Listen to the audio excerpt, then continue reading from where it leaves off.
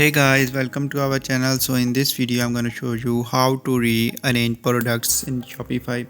So simply just go to products. So here you can select the products and you can here rearrange the products in vendor section. You can also change it with rearrange with tag. You can also rearrange with status, and here you can see in the filter option availability, collection, and all these options are available.